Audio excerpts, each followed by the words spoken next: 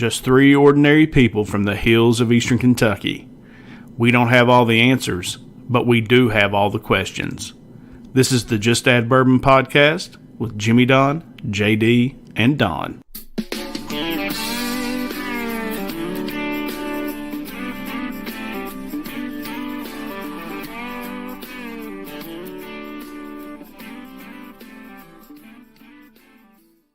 Welcome, everybody, to the Just Add Bourbon podcast. I'm Jimmy Don Kerr. I'm Don Giesica. And I'm JD Dan. What's going on?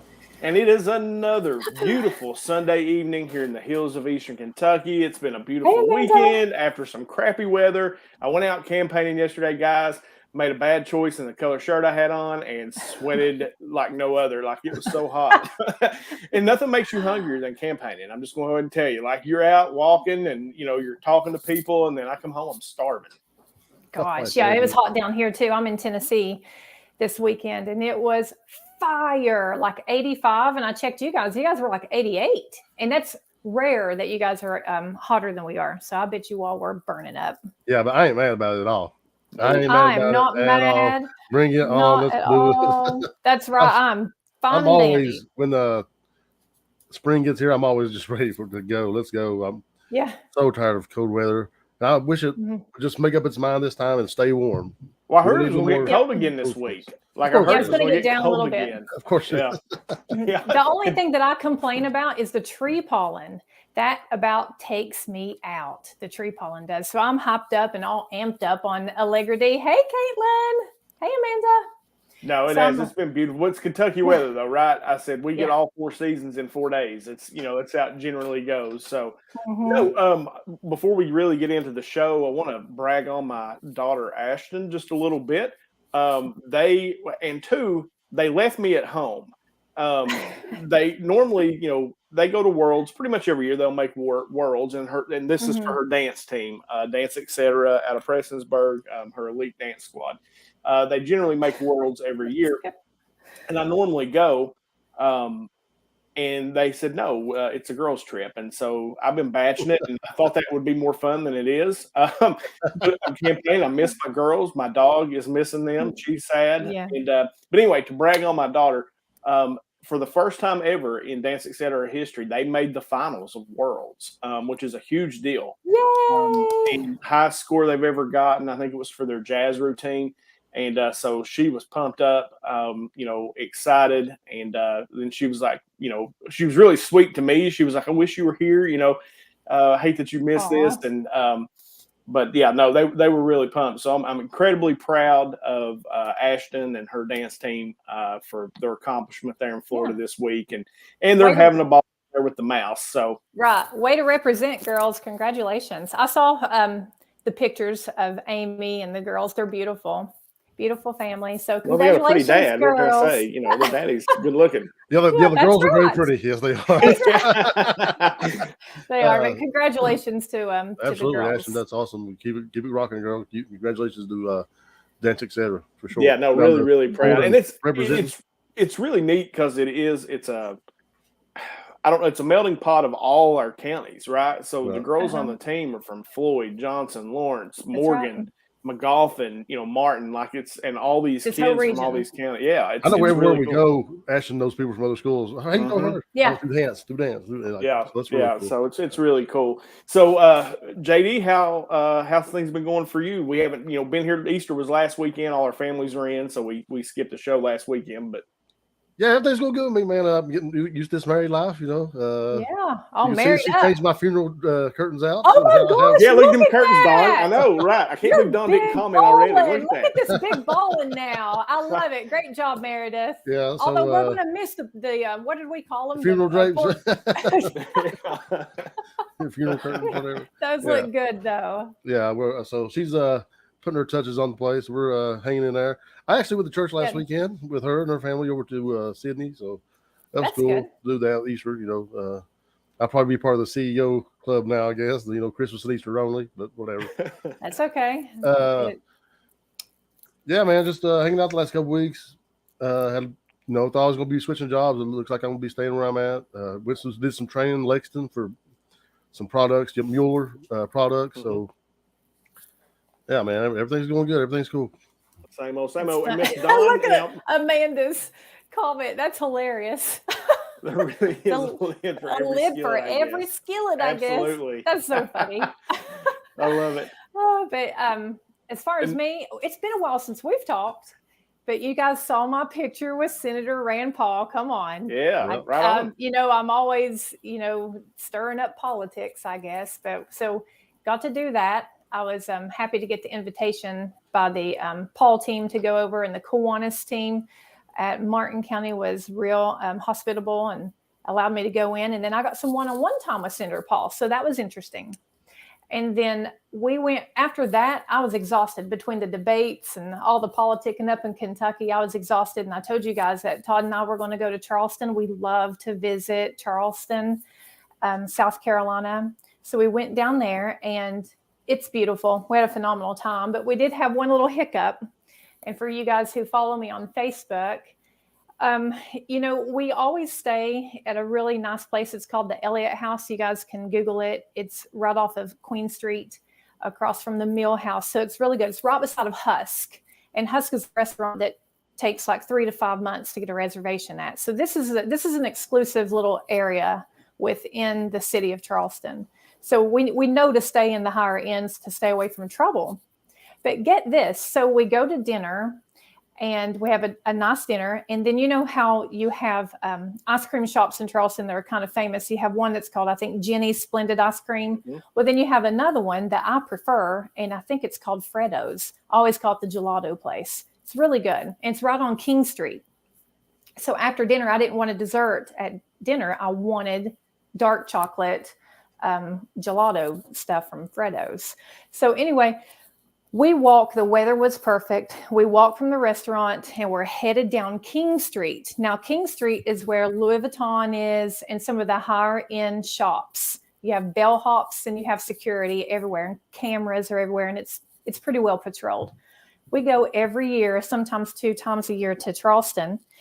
And, guys, I usually have good situational awareness, but when you're in the moment and you're in vacation mode and you're just kind of kicked back, and honestly, it was like 6 o'clock in the evening. You're just not paying attention.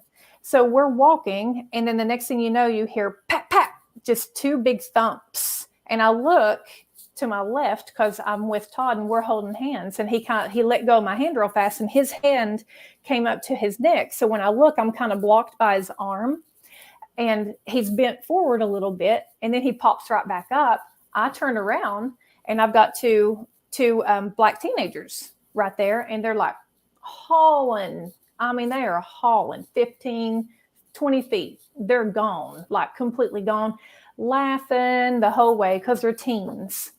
So there we are.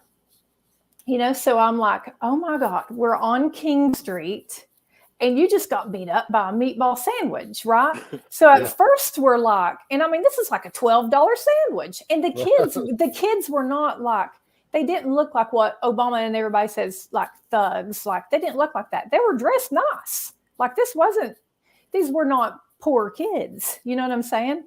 Or they didn't look like it from what I could tell. They were dashing, and they had this sub that they could waste. So anyway, we give chase for just a few feet. You couldn't catch them if you wanted to. They were like, I mean, they were gone, they're teenagers. You know how teenagers are. We're all old. You can't catch teenagers. Anyway, when we come back, there's like a crowd there because everybody sees it. And then, cops are there, security's there. And it was a mess. But if you guys saw my Facebook post, because I chose to post it. And, one of my friends who I love and I care about, he asked me, why did you feel the need to say that they were black teens? And I answered on there, and I'll tell you why. When you are sharing information that could protect your friends or somebody else who is going to visit an area, it is relevant to give descriptive information about what to look out for. But, there was no question about, is Todd okay or anything like that. It was, why did you say they were black? I said they were black because they were black. If they were white and large, I would have said they were white and overweight. If they were Asian, I'd have said they were Asian. But do you see where all this is going? I mean, So we have this nice vacation. We're doing great, and we're eating, and we're just walking around, and we're spending money in this city, and we will go back. But then this nice cop comes up, who, by the way, is black, and he's like, this is how it is now. And I'm like, because this is I was a little riled, and I'm like, this is an exclusive area. Well, this is your gym. If you guys don't protect the tourists, then what's South Carolina going to do? You've got your beaches, but Charleston drives a lot of money. Anyways, interesting story. What if it had been a brick or something like that? I could have lost my husband just like that. So definitely, if you're going out and visiting cities, you have to know that crime is up nationwide. Keep your situational awareness up, and then just hope that nobody else wants to waste a meatball sandwich. Yeah, there's no consequence, obviously. I ain't wasting no meatball sandwiches. I can tell you right now. Me neither. They said that I had one guy message me, and he said there's a knockout game. Have you guys heard of that? Yeah, I've heard of the knockout game. Yeah, I've not heard of that. So when he told me that really scared me, because I'd never heard of anything like that. But evidently, there's a knockout game, and that's where the bigger the guy that you knock out, you get more points for, and while the other people video it. And one did have his phone up. So maybe it was a part of the knockout game. I don't know, but Todd's a big boy, so you can hit him pretty hard, and he's fine. Yeah. So Michael didn't like it. Yeah. I'll be honest, I didn't see that on your comments, Don, about somebody questioning you why you say they're black. Go down and open them up. But you're absolutely right that it's important to give factual description, right? These were two black kids. This is what they were. I've got this something I was going to tell you guys about the wokeness that is starting to affect my life. It's really weird because as liberal as I am, I'm obviously not far enough woke enough for a lot of people on my side of the aisle. Right. We used to do comedy at a place called Taps in Huntington, the Huntington Open Mic Club. They have two places they go to, Black Sheep and Taps. Well, apparently, the Huntington Open Mic, the people who run the Open Mic, have decided they're not going to go back to Taps because the founder or the owner of Taps supported a podcast where they said that trans women should be competing against cis women in sports, and they thought that was transphobic. Yeah, and they're talking about us. No, they wouldn't even talk about us. It wouldn't even know what podcast they were talking about. Oh. I just didn't need to comment on it. I didn't say nothing. But I just don't think I'm going to be able to fool with that crew anymore. It's just they're just too woke. I can't be woke enough. Nobody can be woke enough. And if you don't agree with me, then you're not woke enough. You're transphobic or homophobic. Right. And that's not open-minded. That's not open-mindededness is. I don't believe in that at all. I agree. So, that's actually the definition of a bigot, that you cannot tolerate a dissenting opinion. I bet they were talking about us because you got into some fiery comments when that was the same lady. It's the same lady, but they was talking about a different podcast. They actually put the name of the podcast in the thread and they was talking about all this stuff. But okay, because we're not transphobic. We're not transphobic in the least. Right, and their definition of transphobic is I don't agree with every little single. We should give everybody everything. I don't believe that. I don't believe we should give everybody everything. But how closed-minded do you have to be to say this owner supported a podcast? He didn't even say anything. He supported the podcast that where they said something they disagreed with, and now we've lost that venue to go back and do comedy at. Silliness. That's crazy. I mean, that really is blows crazy. My mind. Silliness. Mm-hmm. But that's the problem, today. If you're not right enough, or if you're not left enough, where do you fit? And citrus doesn't fit anywhere, man. It shouldn't matter. Who cares? I mean, it doesn't matter. I mean, I don't know. That blows my mind. Yeah. That close to home. Like, when I think of like the we're talking about comedy, bro. We're talking about comedy. I know. Well, when I think about wokeness, I'm thinking about the coasts, right? Like California, New York, and places like that are like this woke culture. At least in my head, that's how I see it, right? Like it's not here, but it's that close to home. That kind of blows me away. No, and I think we all believe in treating people of every color and creed with respect. Yeah, but that doesn't mean we have to agree that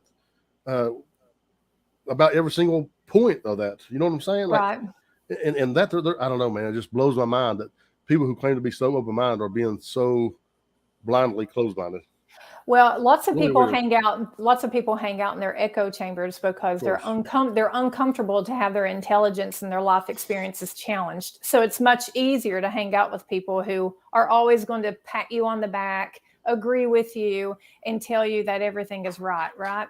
I don't like that. I like to hang out with people who are different and challenge me. And this podcast, when I first started, JD was what I would consider way to the left. I think you've moved more center. I would probably be considered way to the right. And I think I've moved more center. And a lot of that's happened because we engage with our viewers and we can see their comments on the conversations that we're having. And sometimes I'll be like jumping you, and then I'll see one of the guys' comments or one of our viewers' comments. I'm like, okay, wait, maybe I didn't handle that appropriately. You know what I mean? But so that's why I like doing this podcast, but that's also why I like to keep my circle diverse. Of course. And I'm glad that people are getting tired of wokeism, though. I am, because all those people, I saw their comments, JD. Yeah. All they did was throw out a really good venue, right? They hurt themselves. Right. I mean, because this guy's going to get other people to go in there. So it's going to be an opportunity for somebody else. Have at it. It's going to be an opportunity for somebody else. Is what it's going to be. And maybe we'll go there. Man. Yeah. I mean, of course, but it's just so weird, man. Like, how far you can't go? I mean, I just don't think you can go far enough, right? Like, I just don't think you can go far enough left to please them people. I mean, it's just crazy to me. Well, and it's so to me, and maybe I'll say this wrong, but it's so hypocritical in a way that you're trying to say you should be open to everybody, whether it be trans or gay or whatever. But then you get mad at somebody for being different. Yeah, not even. I don't understand what's transphobic about that. I don't either. It's not. It's not. I could take it the opposite and say that they're anti-female. Right. I mean, you see what I'm saying? Perspective is different for everybody. So they can say, "Oh, you're being transphobic." Well, as a female, I could say, "Sorry, I'm not going to come to whatever venue you have." She runs a venue, right? Yeah, I'm not going to come to this venue because you were anti-female. Because remember what my stand is. I am not transphobic. But if people want to say that about me, then they can just say it. But when it comes down to it, the fact is I'm not. What I am is I'm pro-female. I'm pro-girl. I don't want my girls to have to compete with you or Jimmy Don. Right. And our transgender friend who is so kind to come on and share the experience with us, she was in agreement. She was like, this is case by case. It shouldn't be how it is to where, everybody's able to compete against girls, and it shouldn't be to where we completely exclude trans from competition either. So you got to find that balance. I think it's what we're trying to do as a society. But this just throwing around these, you're homophobic, you're transphobic because we disagree with you. That just doesn't. Yeah. And it's not the way to do business. It's lost power, though. Don't you guys think it's lost power? That's why. The left has done it so much. Like they've called everybody racist. I don't think it's not the left, though. That's just people. It's people on the left, but those are the outfinchers, right? Those are people even the left look at. This is the people that Bill Maher look at and go, "You're batshit crazy. What are you doing?" Like, Yeah. And Bill Maher, I listened to his podcast with Joe Rogan just the other day, and he was getting bashed on for. Oh, you never did tell so many jokes about the liberals or the left. Mm-hmm. He goes, because the liberals used to not give me all the material. I heard him say that. He was like, they're doing crazy stuff, and they're giving me material. Yeah, because they're trying to tear him up. Bill Maher is a dedicated liberal, and he makes it clear that he is. He says, I have not moved. I've not moved. I'm the same. You guys have just went so crazy. That That's what I feel like. It's actually comical. And people like me now are tuning in to Bill Maher because I like to watch him. Look, I've said it a million times. We need both sides. We need Republicans and Democrats to checks and balance each other. You know that. So I like to see Bill Maher argue and kind of stir his party up because he's right. Of course.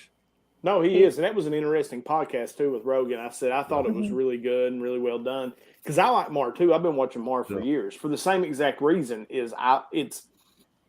he will call BS when there's BS to call. Right, left, in the middle. It doesn't matter where it comes. He calls it, and he always has. And so I enjoy the different perspectives like Don. I enjoy a different perspective than maybe the one I had. Maybe I learned something. That's what I've always said about JD, and Don said it just a second ago. is I like talking to JD. I like to argue with JD because he's taught me some things, you know, and caused my mind to maybe reconsider some thoughts that I've had, you know, and I've reconsidered a lot of those things. And I hope that I've done the same for him. Sure. And Don's done that for me too. And that's the point of the conversation. I personally think, though, like with Twitter, social media, I think is a big part of this because people will not say things to your face that they will get on social media and say. And, you know, oh, you're a crusader now. You're an activist if you're online and you're, you know, taking a position on something. And it's just not the case. It's, you know, something I've always dealt with. I think that, I'll say this. I've never been in the popularity contest, man. I've always been who I've been.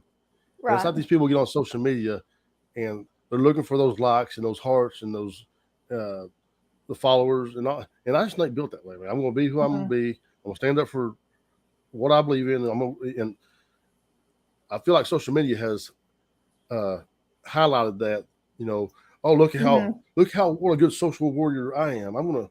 And I get it, man. I'm all for people being treated equally. I'm all for people having rights and then rights not being taken away. But I am not for shutting people down. You know what I'm saying? We should have the conversation. Let's have the conversation. What this podcast has always been about. Let me ask you this.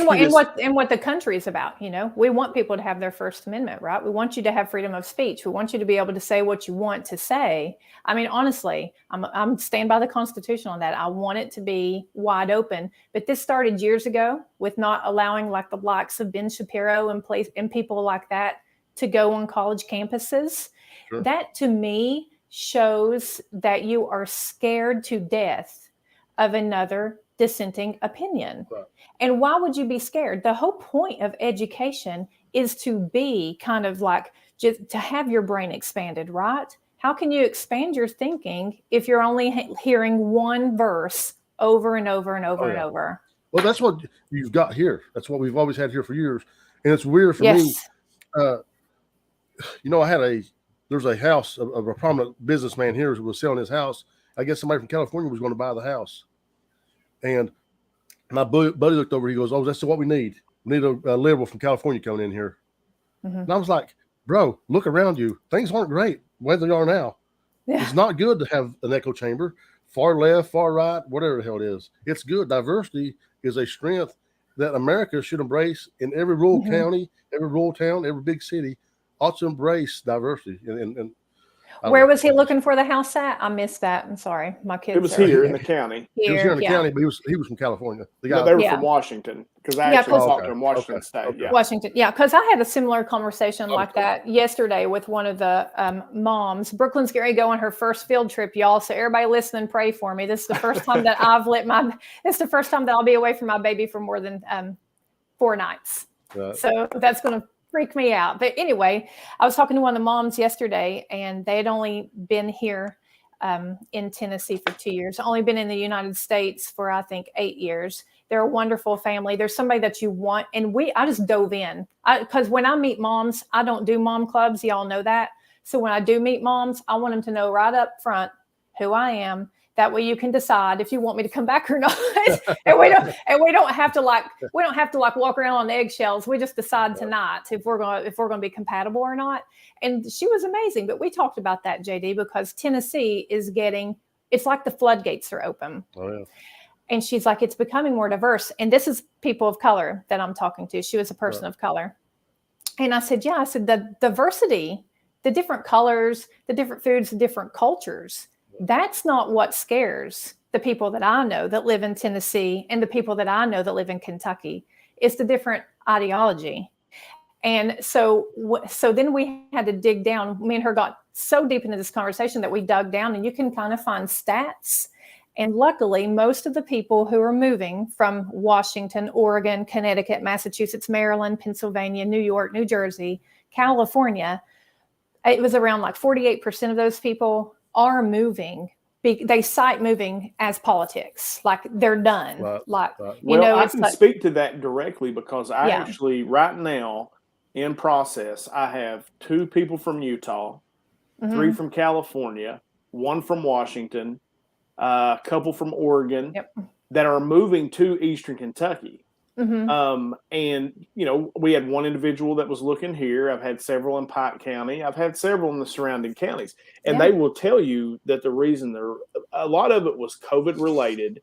Yes. Because they felt like they were dictated to. They didn't have freedom. But they also say that it's the cost of living is so high in those places. The taxes are so high. And then you're not getting a lot for your money. That this is one of the, you know, less expensive places to live, but it has the beauty of the mountains and the whole thing. So they're still kind of getting what they had in those places where they live, but they can get that here. It's just a lot cheaper, and it appears to be more free. And that's what, because I've asked, you know, like, why do you want to move here? Did you get lost? You know, like you're coming from California to Kentucky, like what, you know, and that's the reasoning. And they think we have a beautiful area, but the cost of living is lower, and they feel like they're going to be more free. And that's been interesting talking with those people. But that part, and most of those people have like minds to the majority of the people here. They do, yeah. So about half of the people who are coming to our area, they were the same half that were already thinking about it 5 years ago. But then when the pandemic hit, and those states got really, really, you know, became dictatorships. Then that already caused people who were teetering to just kind of be pushed out. So, and, you know, they were done. They already knew that if they moved from California to Tennessee, that they would immediately gain money, because you can sell a house out there. You can sell, you know, a house that you could buy here for $300,000. You can sell it for $4 million out there. So as soon as you do that, you come here and you're instantaneous top percent. So here's what we're running into. We're running into lots of people who are moving into this area who are immediate multimillionaires because they sold their house in California.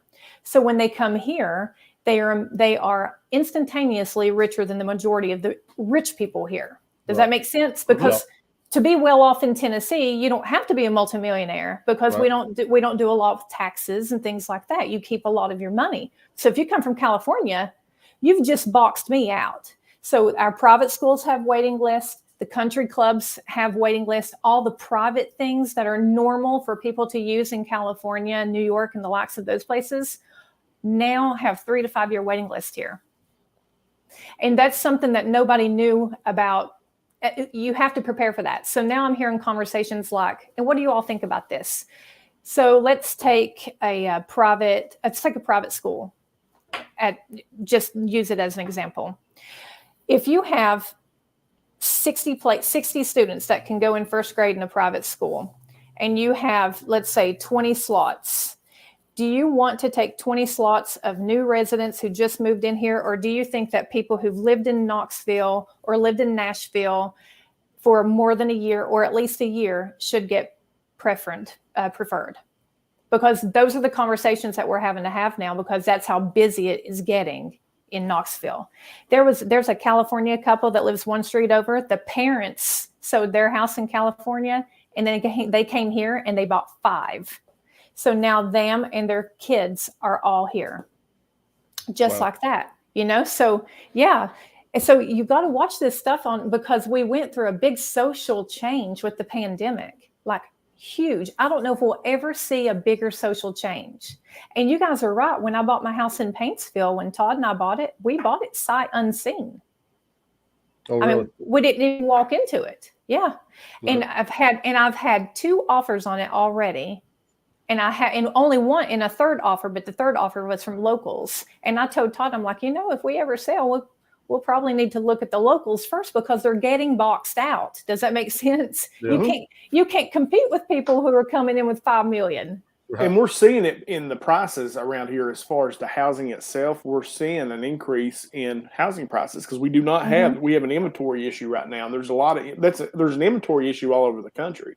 But we've got an inventory issue right now in housing in Eastern Kentucky, and so you're seeing prices pop on these things because these people are coming and they're not even blinking at the higher prices. They don't even blink. Oh, for them, it's not even like they don't even care, right? Oh no, it's cheap. They're like, oh, this is nothing, you know. Yeah. I said, and it is. It's been interesting having conversations with these people. Like, I've tried to get Amy to put our house up for sale. Yeah. You know, I mean, because I could actually get my money back. You know, and I never thought I would be able to. I've overbuilt for my market. And I knew I was doing it when I did it. and I never dreamed I would get my money back. It's just where I wanted to live, and this is the house that Amy wanted, so that's what we did. But I tried to get her, but the kids are like, no, so I'll end up, the market will crash, and I'll not get any of my money back. But look at the comment that Amanda. Now Amanda is a really good realtor. We love her. She's right. She's bringing up another point. And I want to tell you all this too. So we have, you know how you have trailer parks, okay? So there are trailer parks in other areas of Knox County, and people have been renting. This one particular one was on the news. This little lady had been renting this trailer for like 15 years, okay? And suddenly she gets notified that her rent is now going to go up $300 extra a month. Well, $300 when you're living, she's 81. So when you're living on your Social Security, $300 just poof like that out landing in your lap, that can render you homeless. Sure. She lives with her adult daughter, and her adult daughter is also on Social Security, but she's on SSI because she's truly disabled and she's battling cancer. Both of them were evicted, and then they ended up renting a single wide trailer for $1,100.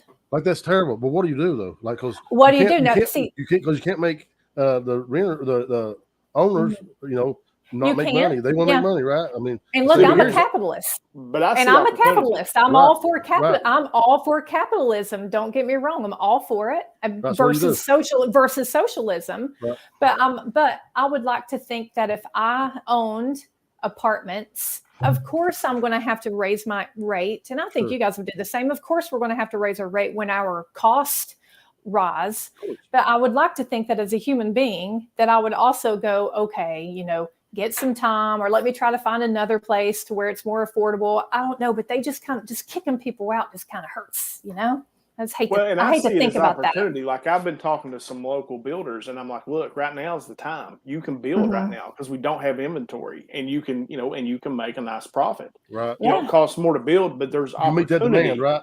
Yeah. That's right. You got to meet the demand. So, and by meeting that demand, you'll be able to make some money, but you'll also kind of, it'll even the market out. And so there's an opportunity there, and we've got plenty of room here.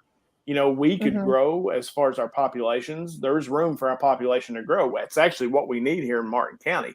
I don't want to change necessarily the fabric of what we are, small town, but at the same time, you've got to make your tax base younger. So some of these people coming in, because you want your tax base to recycle. So there is opportunity for, counties in Eastern Kentucky, and a lot of the things we've talked about with growth, because the more people that are here, more businesses will pop up. And so I see it as opportunity for us with a lot of these people coming. But you're right too, though. That's a very sad situation. Yeah, and those things are going to happen. Right. Well, it's sad because did you guys see the bill that Congress just passed, and they gave themselves I shouldn't say it like that because that would be distorted, but you'd seen some alt-right publications saying that Congress gave themselves a raise. And then when you go to fact check, they're like, okay, that's distorted facts. The reason why they say that it's distorted is because they did give themselves a raise, but it was mainly to their staffers. See, that gets me. When you have regular American people, they don't just get to give themselves vote to give themselves a Social Security raise. If she could have, she would have voted immediately to give herself an extra $300 a month to stay in the home, right? So we've got to figure out these politicians, and you all know I get on my political rant all the time, but let me tell you, quit voting for people who deliver you nothing. Yeah. Lord. So we also talk about, like Social Security and SSI and all these things. And I don't know how it works. So maybe you guys can enlighten me. But inflation, has been a problem, and it's went up for the last 20 years. It's, if costs raised with the rate of inflation of the last 20 years, I think the minimum wage would be something like $22 an hour, right? Mm-hmm. Yeah, that's right. SSI and Social Security, these people are still living on these same small checks. Well, they get a little raise every year, so but they get a little raise every year. They get a cost of living tweak, but it doesn't keep up with inflation. Yeah, they get a cost of living, and it's really not. It doesn't keep up with inflation. But nothing can keep up with a 41-year high inflation. We're just coming out of a pandemic. We've got all this, there's a war over in Europe that we're trying to supply. We've just got tons of things going on that we need to get under control for sure. And, to Tracy Jude's point, she said Congress get richer, put term limits on them, and I agree with that. You know, I agree with term limits. I agree with Michelle too. We got to handle McConnell, but not just there. Pelosi, here's the thing. All of them. Here's the thing: is everybody's complaining about term limits, and they go right out and vote for McConnell again after he's been there 40 years. You know what I'm saying? And a lot of reasons is because the Democrats don't put anybody worth fucking voting for. Yeah, and you're right. I mean, you're right about that too. And then and we don't have a third party. You're looking at third party, exactly. Yeah, right. You know, you're absolutely right. So you and have to pick. There's this weird rule, like in politics, where if you're the incumbent, you don't run against the incumbent. Right. So maybe, like, if there was a better Republican than McConnell, they don't put him up because that's like this unwritten rule that you can't run a good opponent against the incumbent, which is ridiculous. Like McConnell, you know, I think the thought process with McConnell, because I think we can all agree. That's right, Todd. Yeah, no, I think we can all agree that McConnell's done absolutely nothing for Kentucky, but he's one of the most powerful men in the country, and he's from Kentucky, and so we keep voting for him. But he's doing the thing with that power for us, like you just said. Right. You know. Well, so that's debatable. I would have definitely rather had a junior senator from Kentucky in there without that power, who couldn't done anything anyway, than McConnell in there again, doing nothing, holding all this power, not doing anything for us. Yeah, I agree, JD. Well, not doing enough. Yeah. He's retiring, so we'll probably get somebody like Daniel Cameron or somebody like that, which will be good. So don't get him the meatball sandwich. It pays nothing. Pays nothing. Yeah. Oh, I know, right? Amanda was alluding to Mike Tyson. Did you see the Mike Tyson thing, guys? Yeah, dude. Yeah. What about that? That guy? That guy got exactly what he deserved. Yeah, I agree. If you antagonize Mike Tyson, you're going to get knocked out, and you get what you get.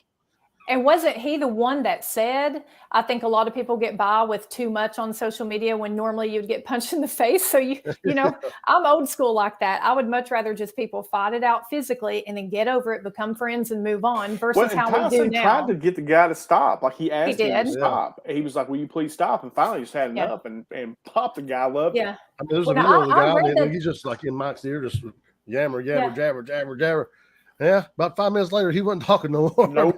Now, I read in the comments, I didn't open up to get a solid source, but I did read in the comments when we were coming back from Charleston that the guy was throwing stuff at Mike too. Like it wasn't just him heckling. Well, he was throwing things. Yeah, he wanted that to happen. So, and then Todd asked me, he's like, do you think that he's going to sue and get hundreds of thousands of dollars? And I said, he probably will, but if I was to sit on the jury, no, he wouldn't. No. Me neither, because he got exactly what he deserved. Yeah. That's what I call street justice, baby. Yes. Yeah. And you didn't die. You're fine. Right. Well, speaking of smacks, and I've been dying to ask JD about this for weeks, and I know this is like a month old, but we've had the debates and we've done interviews and we've done all these things, and we hadn't really got to sit down and talk about this. But, you know, the Chris Rock getting smacked by Will Smith. And, you know, as a comedian, JD, you know, and that joke wasn't even that harsh. You know, I know that she had the thing, the alopecia thing. Maybe Chris Rock didn't know. I don't know. And maybe if he did know, that was in bad taste. But at the same time, it's a joke. That's what they do with these things, is they crack on each other. But I was really interested to know, JD, from a comedian standpoint, like, what did you think about that? Man. I mean, I've got a lot of opinions on this, and I'm going to talk out both sides of my mouth. So y'all ready? Yes, bring it. This is the first time Chris Rock's went after her, though, is the thing. Like, this has been a thing that he's went after her a couple of times, and he's wore to shows. And I think there's already some bad feelings there. You know what I'm saying? Yeah. But I also think that Will Smith is, I don't know where Will Smith is. I think he's like being mentally abused, man. Honestly, I think he's in a terrible. The relationship he's in with Jada Pinkett Smith is not healthy for him. I just do not think it is. And from everything I read, man, it's not like this guy's being mentally tortured from what I can tell. And but from the comedian's perspective, it wasn't a harsh joke. You should never come on stage and hit the entertainer. I mean, just you don't come on my stage. I can promise you that. Well, that's what I was I'm not Chris Rock, baby. I won't rock you back. Because I mean, Rock handled himself really well. Like it was, I mean, my first instinct would have been to hit him back, like to stomp his brains in. And Rock, you know, kind of took it. You could tell it startled him, and then he had to go on. You know, and you got Will Smith barking at him from the crowd, and I was like, man, you know. Mad respect for that, because Yeah, I don't have that type of composure. You guys know that. Now my husband does. What? But I do not. I do not have that type of composure. And That is Chris not breaking Rock news. there were so many. I know, right? There were so many wrongs that happened that night. Chris Rock was employed and paid by the Academy to do a job. All of his jokes, all of those jokes, from what I understand, even the jokes that Amy Schumer girl and all them, they run it through a crew. Like, that's what they do. Right. The reason why everybody looked so shocked on that one is because clearly it wasn't ran through that Will was going to go up and smack the crap out of Chris, right? When it goes to Jada, and I had read some of that, JD, that they've been going back and forth. But, Jada made her, I didn't know her name until she married Will. And I never heard of her again, honestly. She may think she's huge, but I don't know of her as being a major celebrity, but I suppose she is. Yeah, you know why? Do you know why I know about Jada Pinkett Smith? She literally goes on Red Table and she talks about screwing every guy that her son brings home. I mean, this is a woman and a man, Will Smith is guilty too, that have a marriage that is open. I mean, come on, we're all married. And look, if we had an open marriage, wouldn't you be half pissed off all the time if you all was in an open marriage? I mean, let's all be honest. I don't know, Murph. So, Jady, don't answer that. You're newly married. Do not answer that. That's right. Watch Jimmy don't take care of you. But my he can see the wheels turn. I did. I was like, shut up, JD. But when you have all of that just moral compass just completely shattered in your head, and you have no respect to the relationship you're in, both parties, I would imagine that you're stressed and you're trying to prove yourself all the time. And when Will went up there, well, at first he was laughing, right? We all saw that. And then she gave him the wife look. Mm-hmm. And I think he felt like he needed to prove his, masculinity. And then up he goes and smacks Chris Rock, who was the epitome of professionalism. But did you guys pay close attention after that happened to Twitter and Facebook on how many people was siding with Will Smith? It didn't change. It didn't change until the next day. The narrative that night was you made fun of somebody who had, what did she have? Alopecia. So now hell, half the men you all know have that. I mean, come on. Yeah. Comedians make fun of fat people all the time without thinking about, do they have a thyroid problem? Yeah. Do they have some type of metabolic problem? You have no regard to those thoughts whatsoever. You dive right in on fat people all the time, and you dive in on bald people all the time. But by God, and hillbillies all the time. Yeah, that's right. And hillbillies all the time. And I'm not saying that it's good or bad. I'm just saying that comedy, that's how it became comedy. Right. Was being offensive and being kind of shocking, Right. I think Will Smith was in a bad situation with his wife, though. I'm like you. I think he had to prove that, hey, baby, I got your back. And that was the look he gave him. Like, are you gonna let him do that? Like, are you gonna let him? It was bad, man. It was So, but also as a husband, I get that feeling too, Jimmy. I do too. Like, in one sense, I get that, JD. Like, I'm like, okay, I got to take up for my wife, but I don't think I would have walked up on the Oscar stage and smacked the dude. I would have met him out back after it was over and stomped his guts out. Right. Hey, y'all. I'm telling you, everybody's talking about how Will Smith would have smacked Chris Rock around. They don't know Chris Rock's fast. Chris Rock came up rough, bro. You don't. Yeah, he did. Will scrap with you. I promise you. If I had to pick a team that night, I'd have picked Chris Rock's team, and honey, we would have wore Will and Jada completely out. Right. But let me tell you, y'all reminded me of the story, and Todd's watching. He'll probably die. But anyway, so Todd had this friend and has this friend, and he's a physicist, and he's also what we dubbed an evangelical atheist. So he's an atheist, but he's a rude atheist. So like if he's at our house before we eat, we always say the blessing together as a family, and he'll cackle and go, "What are you doing? You might as well talk to the spaghetti monster guy." He's that kind of guy. So we call him an evangelical atheist. Gotcha. Well, y'all know that the reason why I don't drink is because I am crazy when I drink. So if I drink, you're not. So if I'm out and I decide that I'm going to have a social drink, and you cause me to become irritated or irate, then I will engage you. Well, now remember, this guy's a physicist, so he thinks he's something, right? Because he's a physicist. He got off on talking about our area. And one thing led to another. And before you know it, I'm standing up. At first, me and his wife were like, okay, we were friends. And then me and him got into this conversation that became heated because he said, y'all don't do nothing but screw your cousins up there anyway. And that just flew all over me. Of course. So then I jump the husband. So then the wife jumps me. Well, then I jump her. Then I come back. Long story short, the guy looks to Todd right in front of me, 3 feet away from me, and says, she is such a bitch. And she's too strong-willed and stubborn, like a wild Mustang type of thing. You know, I'm not a wild Mustang. You literally just said that everybody that I love screws their cousins, and you expect me to be nice about that? He antagonized you. Then played the victim. He did, and then played the victim. Todd didn't have not 1 second to respond to that because I responded to it. I would have rather seen Jada walk up on there and stand up for herself because I've done the damsel in distress thing long enough. But if somebody says something to me, I'll go up. Then if it looks like me and a man is going to engage, like go to blows, then that's when Todd would come in because clearly I'd get my butt kicked then. But, so there you go. Interesting. And you're 100% a wild Mustang. I just want to get that out there. I can be. I can be. Lord have mercy. To this Johnny Depp Amber Heard thing, though, guys. You all have seen this on the news, right? I've seen it on the news, but I don't know a ton about it.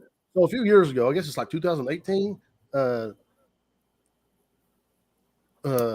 Heard wrote an article talking about how she was a survivor of domestic violence and basically accused Johnny Depp of being an abusive husband. And now he's soon has a defamation lawsuit against her. And because he lost jobs over this. This really hurt his career. He was like, she's the crazy one, you know, it's not me. And it really is starting to come out. And like, you know, the text messages and all these things of how abusive, like she really seems like she was the abuser in this relationship. But nobody wants to talk about, you know, feminine toxicity and what that really feels like for a husband or a spouse of a woman who is controlling like that. Man, I'm gonna tell you, I've been smacked by women that I could beat down, but I would never do that. Right? I never put my hands on a woman. Sure. But I'm gonna tell you how dehumanizing that made me feel. And that's a real thing. I mean, it is a real thing. And you're right, JD. We have spent decades now demasculine, cutting you guys down. There is a portion of women who absolutely are abusive to their men. The reason why you don't hear about it so much is because it just doesn't balance out. It don't balance out to how many. It is nowhere near the rate that men abuse women, but that doesn't mean it's not just as important. Amber Heard and men aren't allowed to talk about it because now you're weak. If you let your wife treat you that way, you know, you stand up to her, put her in her place. But you know, you don't want to ridicule and put down your wife. Yeah, you know I would never hit my husband. That's never my thing. And I've already went through one, and I'm on my second, and I'm telling you, I would never lay a hand on. I would never lay a hand on somebody who I love and am in a relationship with. That's not who I am. This girl climbed on their bed, pulled her pants down, squatted, and took a giant dump in their bed.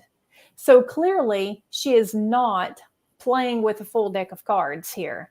She completely did everything she could to mentally and emotionally break him down to where he thought he was nothing. And this is Johnny Depp, guys. Yeah. I mean, this is somebody who, you know, us being outsiders looking in, you have the money, you have the fame, you have the recognition, but all it takes, and I tell my kids this constantly, all it takes is you to get into one bad relationship and everything comes raining down on you. See, that's why I'm not a big person on saying, hey, you need to stay. Right. If you are in a relationship to where you are getting beaten down, whether it's emotionally or physical, whatever, you need to either work on it or you need to leave. But you don't need to stay and take it. You know, there's a meme I think it's very powerful. It's like a person holding a rope, and then the person let go of the rope. Sometimes it does more damage to stay or to hold on. Yeah, it does more damage. That's right. And you know, a lot of times, you know, we hear people talk about, oh, you need to make it work out.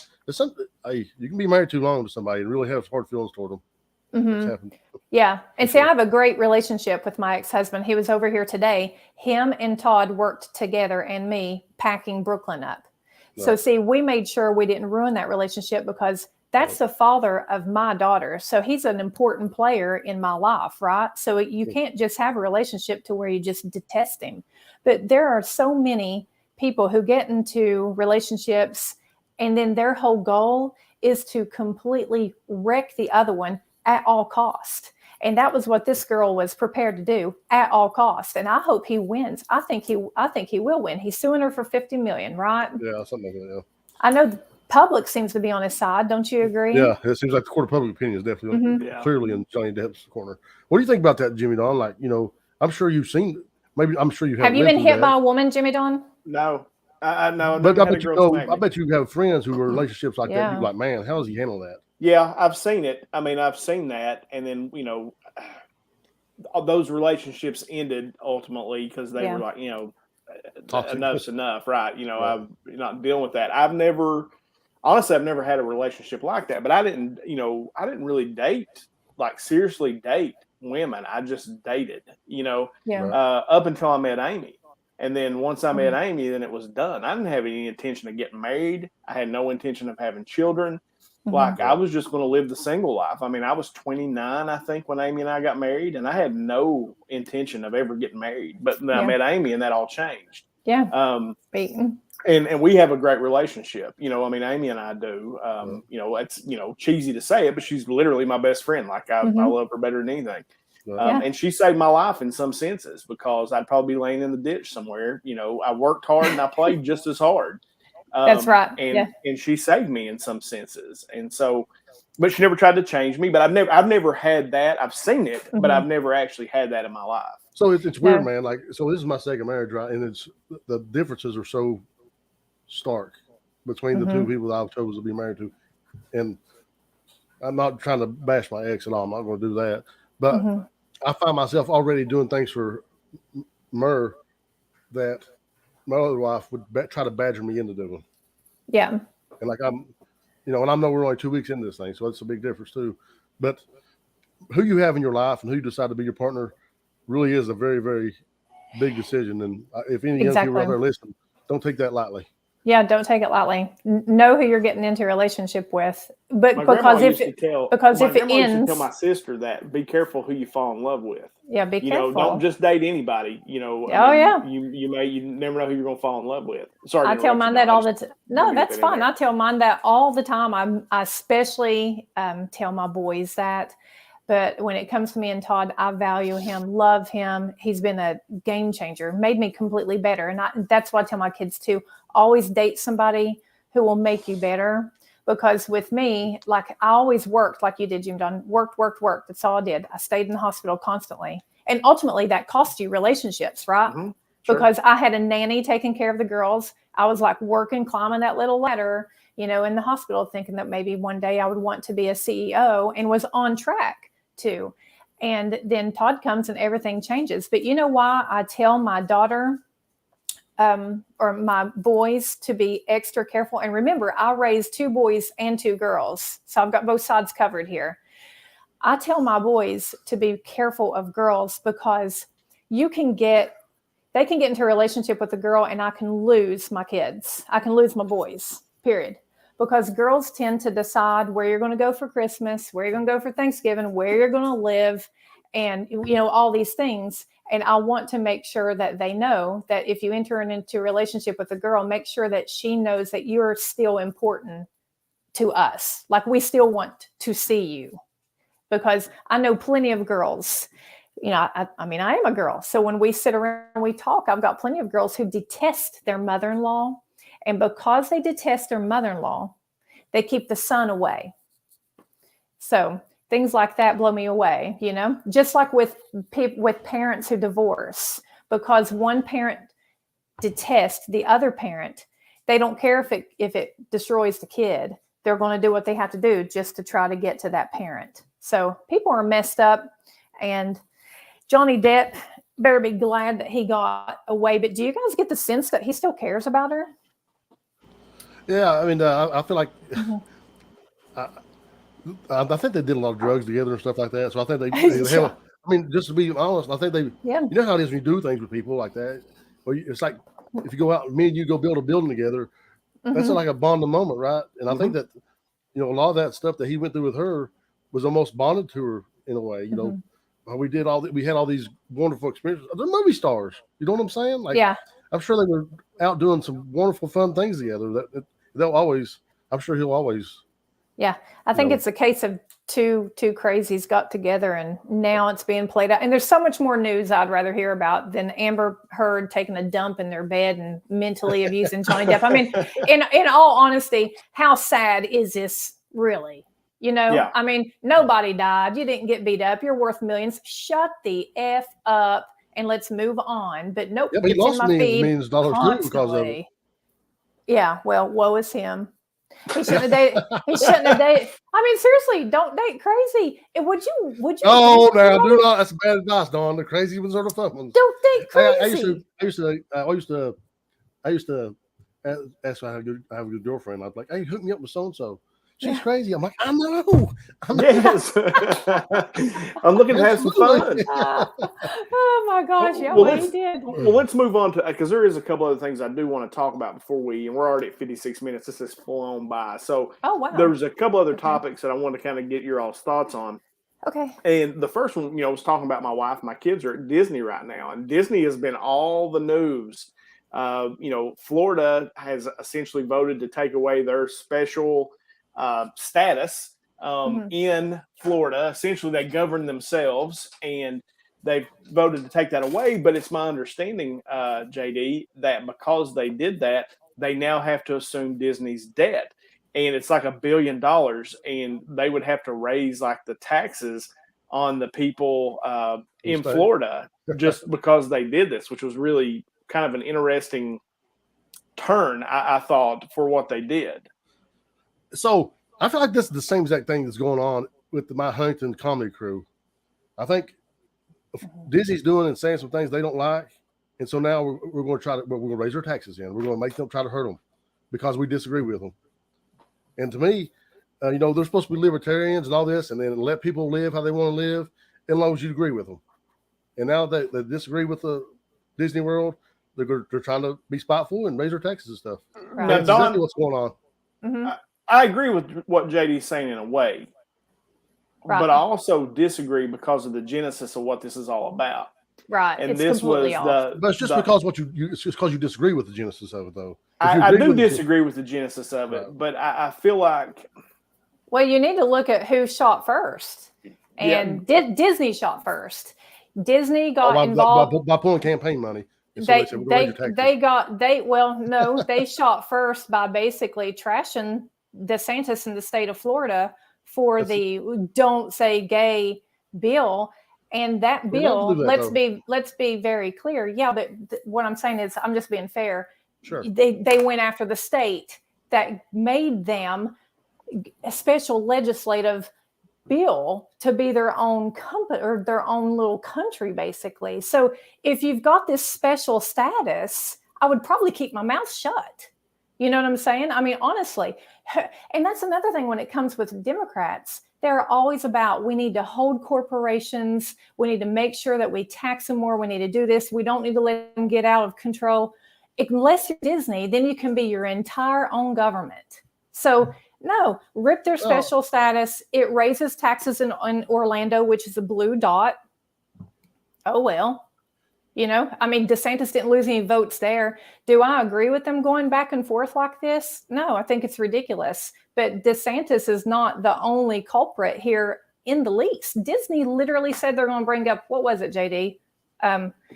Make like 57% of their movies to where they have same-sex relationships, same-sex couples in it. If people don't like that, they should not watch them. But it shouldn't have anything to do with the government of Florida. It shouldn't have anything to do with them. That didn't. I just brought that up. But they're making themselves part of this story, though, because they just disagree with them. And they're taxing them because they disagree with them. They're supposed to be the libertarians. You live laissez-faire. You live your life. I'll live my life. Oh, but you disagree with my law and you criticize my law. Well, you hurt my feelings. I'm going to raise your taxes. But the same could be said to you as the liberal. All liberals do is say, we got to go after these big corporations. Disney is one of the biggest corporations, but we can't go after them. It was a Democratic governor. It was a Democratic governor in Kentucky who brought Toyota to TMMK to Georgetown. You know how they did that? through tax incentives. But this was not tax incentives. We didn't. Yeah, exactly. No tax breaks. Tax breaks are different for years and years. But I'm talking about 20 years. How would you have liked it if they brought Toyota to Georgetown and said, "Now you own and govern Georgetown, and you can do whatever you want"? I totally disagree with that. Okay, so that's the fight. What I'm saying is, Don, that Democrats aren't just about always tax corporations. They're business people too. We know that Toyota has been a great thing for not only Georgetown and Scott County, but the whole state of Kentucky. And it was a Democratic governor who brought them here with that tax package. Well, so to say that all Democrats just are about tax the corporations, this is not true. Right. So if we're going to go down that road, then why are you angry? Because because Disney's not their own country? No, I'm angry because they're only going after them because of something that Disney said when they're supposed to be libertarians and let people live the way they want to be lived. Yeah. And now they did the same things the Huntington Group did. They said something we don't like, and so now we're going to tax them. We're not going to do business with them anymore. We're changing that. So that's you're right, but you're right. They probably are only doing that, and it's true because Democrats have done it for years. I mean, every time that a company comes up with something, they're like boycotting them and doxing them and sending out their names. Each side has always done it. It's just mainly that's right. So it's basically we've circled back around to when we first started tonight's show, and it's all about these crazy camps. Right. You know, if you're not in this camp, if you're in this camp and you're not shooting at the other camp, then you're bad. You know, you have to be in a camp, and I'm not going to be in a camp. Disney was wrong to fire off and talk about the state that's given them special privileges. Florida is wrong Florida was wrong to fire back because they couldn't take harsh words. And then ultimately, when it comes to Disney, you know, saying all the same-sex stuff and things like that, again, when it comes to making cartoons for 3-year-olds and 4-year-olds and 5-year-olds, we don't need to be sexualizing anybody or anything. But it's very easy. If you don't like that, then that's the way to hurt them, right? Yeah. Don't buy their movies. Don't show up at their theme parks. Don't come. But to do what they're doing with legislation, I just disagree with. No, and I don't disagree with what you said. Like, I was interested in your all's takes on it. I don't agree with what Disney, Todd made the comment right here, and I actually agree with this. I want the companies I patronage to be neutral. And, you know, like I don't go to Disney. Well, no, but I feel like that. You know, like why do these corporations have to take a political stance? Just sell the product and go on about Disney has always done that, bro. How long has Disney had an LGBT every company does, but they don't talk about it. And see, that was the problem. Disney, had they not talked about it, but they were forced to talk about it because, you know, everybody's got to be woke. So their employees went to them and they're like, hey, you've got to do this. You've got to do this. You've got to do this. And remember, our trans guest said she never goes out and pressures politicians. Right. It's a class of crazy fringe white liberals that stir up all the minorities and try to act like everything is terrible for them. I mean, it's insane. Yeah, but it was employees. But it's the libertarians that are running the government right now in Florida that are going after somebody over words. And it certainly looks that way. And they're supposed to be let people live how they want to live. As long as you don't bother me, I don't bother you. Yeah. Well, it's a picture contest at the highest level. Like it is. It's interesting to watch too. Personally, you know, I wouldn't have, if I'm my own little community, my own little country, basically, because that's crazy unheard of. Then I probably would have just said, shut up, boys. You know, we're running this. We're making plenty of money. Of course it's true, yeah. But, you know, to pretend that Disney has been great for Florida, too, is absolutely. It's been a good thing for Florida. Well, you know, I was thinking about it's been good for Orlando. It's been good for Orlando, too. People come through there and spend a lot of money. Because if they pull out of Orlando, who's going to go there? It's hot and center of the state. Yeah. It's not even the beach. No, it's not. It's not even the beach. Yeah, that's the thing. But everybody will go to Universal. I guess they'll go to Universal. So. Well, and I wanted to cancel. I don't agree with Disney on this. I want to cancel my Disney Plus subscription, but Moon Knight's out right now. Like, I can't stop. I'm halfway through the season, so I can't stop. You know, I'm not stopping. All right, so last thing. And this is something that we, you know, JD and I actually debated quite a bit when it came out. And this was during the election, and, you know, they started talking about, and it was all Trump and all them coming out with Hunter Biden's laptop. Mm-hmm. And there were people who actually got kicked off of Twitter for sharing this story about Hunter Biden's laptop. Yeah. And now it's coming out that it was real. And you're actually having the same news outlets that tried to suppress this information, and for obvious reasons, to try to not hurt Biden during the election, but it exposes corruption in essentially the first family. And so the thing that really we'll see about that one. We'll see. But I mean, but the thing is they acted like it wasn't real at all. Right. And now they're acting like it's real. So that brings two things to light for me, or maybe just one. I don't know. It's we talk about, there's been a lot of talk, right? Especially from the right, about that election was stolen from Trump, right? But you saw big tech and big media essentially manipulate an election by trying to suppress. No, just follow me here. They suppressed this information, saying that it wasn't real and that it was BS, and that they were taking people off Twitter, and they were doing all this, saying, "Oh, this is conspiracy theory. This is nothing. They're just trying to hurt Biden," and suppressed it. Whereas if this would have come out when it first came out, and Trump and them got it released trying to hurt Biden, of course, because he was in trouble in the election. And he released it exactly during election time for that reason. Right. So, are we comfortable with big tech and big media making that decision for us that, we're going to suppress this to try to make the election fair? And then B, why is it coming out right now? Because they think Biden is done after this. So he's not going to run again. So we'll go ahead and get this out there because there's, where there's smoke, there's fire. JD, you start. I'm just kind of interested in what you think. I'm going to hold out on my opinion because I really don't know what's going to come out of this yet. I think, could there be something there? Could be. And if there is, I hit your row over it. That's just, I don't care if it's the first family, I don't care if it's Joe, I don't care who it is. Hit your row. If there's a scandal there, hit your row over it. What's weird to me is like all these right-wing guys are still bringing this up again, and nobody has talked about, Jared Kushner getting his $2 billion from Saudi Arabia camp now. Like, that's a conflict of interest, bro. And they said, when Trump was president, they met. He's like, there's no way we can invest with that company. His security's shoddy, this, that, and other. And now all of a sudden he's got $2 billion from him. No, and I don't disagree with you, okay? Right. Like, I don't disagree with you. And what one side, if Kushner gets in trouble, so should Hunter Biden if he was doing the same thing. Absolutely.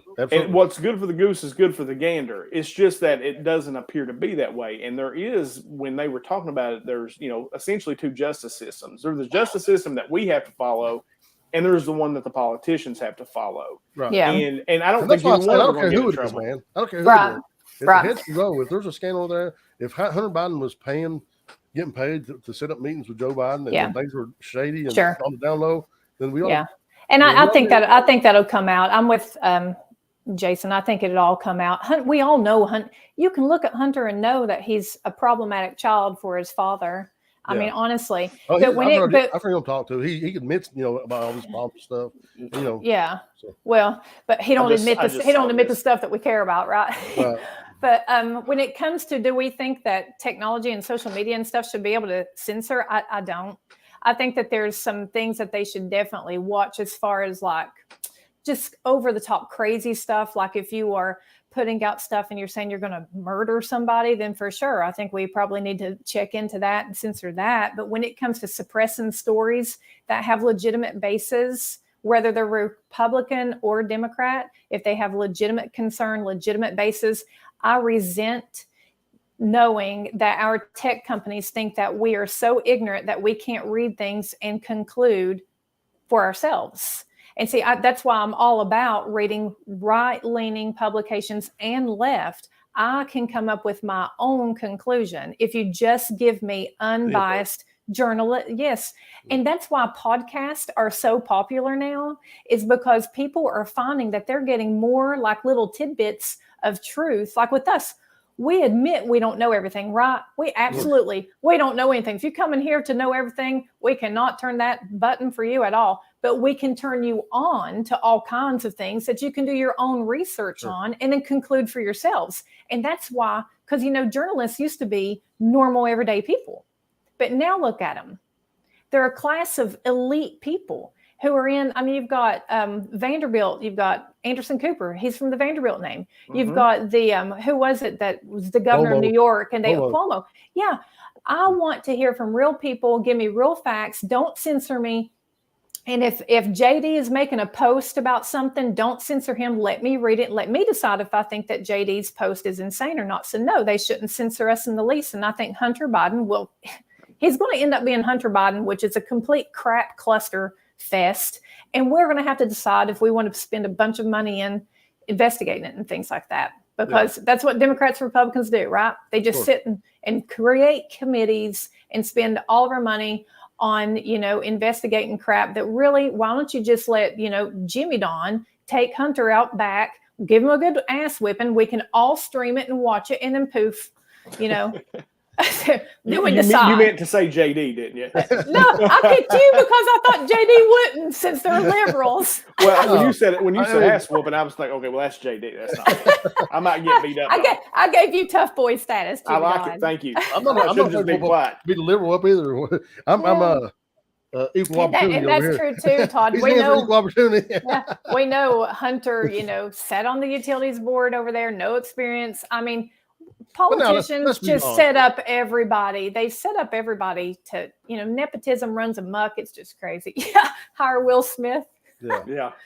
I agree. It goes back to the Kushner thing, man. Like, you think Jared Kushner got that contract from Saudi Arabia because he wasn't who he is? Of course he did. Right. That's right. Yeah. We agree. But where I'm going to go down this rabbit hole in again, I'm going to go with Jason, because I totally agree that if this was Trump's son that had hookers and crack, just like he's saying, it would have constantly went crazy. But everybody knew Hunter was on crack and had hookers. That wasn't a scandal. Everybody knew he was a drug head. But Daddy covered a lot of stuff for him and gave him, jobs that he didn't have experience for while he was on hookers. And some of those hookers were some of those hookers. Right. Well, let's go one step forward. Some of those hookers were like his underage nieces has been tied to. I mean, this kid's been tied to some really crazy stuff. Rumor has it. It reflects bad on Joe. I get it, but that's not Joe. So. But it's just like Ivanka and Jared's not Trump. But it's not Biden thing. At all. They put Ivanka and Jared had no experience at all, and they was special advisors to the president. Like, what the hell are they going to advise him on? He's a realtor, a developer. His dad was a developer. Jared don't know nothing about foreign policy. No, I thought the same thing, JD. I was like, man, really? I agree. I don't like hiring family and stuff like that. Y'all know how no matter what the level is. And we asked that at the Martin County debates too. Remember, we asked that question, but I guess sometimes you have to if you don't have a large workforce. That's the truth around here is you almost have to, because everybody's related. If I was looking for a realtor, I would go to or somebody get a mortgage. I would go to Jimmy Don, because he's the guy around here who does those things. You know what I'm saying? It's what I know. I don't know. Anyway. No, it's interesting though. It's interesting. It'll be interesting to see where it goes. It's just, it was more, it just goes back, like you got Elon Musk trying to buy Twitter, right? So that's been a big story too. He's trying to buy Twitter, and it specifically really kind of relates back to this Hunter Biden thing and people getting basically not doxxed, shut down or banned. Completely shut down. Remember, Trump doesn't have his Twitter. Trump doesn't have Twitter, but terrorists do. Like full-blown terrorists who have killed Americans still have their Twitter accounts. So people have a good argument there, right? They're also not trying to incite a riot either. So. Right. And I know January 6th happened, but you know what else happened? 5 months of BLM burning down mom and pop places for 5 whole months. Also the president trying to rile those people up to do it either. But you could also say that they were trying to overthrow local governments. So, I mean, honest to God, you could. If you're burning whole cities down and if people are in lockdown mode, the same thing. Just different levels. I get that, but going into the Capitol building is a little bit different than going into the Warfield mayor's office in Warfield. So, see, the Capitol building is funded by all of us. But if you burn down Jimmy's mortgage, then you've just destroyed his family, a mom and pop family. So, both are bad. Both are bad. Saying we're going to hang Mike Pence and kill Nancy Pelosi. It's a bad look. Right. No, it is. No, there's no doubt. I don't think anybody disagrees with that. Well, that was a fun show, guys. We're an hour 14, but I really enjoyed that. When I actually enjoyed that first 40 minutes, it was just kind of, we didn't plan that at all. It was just, we started talking. No, we don't plan anything. That's where the conversation went. Yeah, I've done it before, but a little, inside baseball, like literally 5 minutes before we get on here, we say, all right, what do we want to talk about? And then we just start rolling. So it's fun like that, though. You get our natural reaction. So Yeah, that's so true. Because when I first started, I'm like, boys, what are we talking about? Like at 9 a.m. in the morning. And they're like, what? What are you texting me for? What are you talking about? Yeah. We'll see you at 5:45, Dawn. Relax. Yeah, you get complete authenticity when you tune into this podcast, because we don't know what we're going to talk about. We just pull out some hot topics and we run with it, and we let you guys tell us a lot about what you want to see too. So, but yeah, we like our politics. So fun show. No, I'm ready for my wife and kids to be back. I thought I would, I really thought I would enjoy like the time. I've really just been campaigning, and then I get bored at night. I'm like, I'm gonna call JD like that, but I didn't get home till late last night. I was gonna call JD and see if him and Meredith wanted to go eat, but I ended up not getting home till like 9 o'clock. I was out there, beating the bushes trying to get them boats. So I didn't know my name at about 9:30. I will tell you that. Well, look, guys, we appreciate you all tuning in. We'll be back next week with another show. And as we always end this bad boy, you know where you can find us on social media, on all the podcast sites, Apple, or iTunes, Amazon, all Spotify, everywhere there's a podcast, you can find us, the Just Add Bourbon podcast. And as I said, from myself, from JD, and from Don, no matter how bad your week's been, no matter how bad your day's going, if you just add bourbon, it always gets a little bit better. We'll see you guys next week.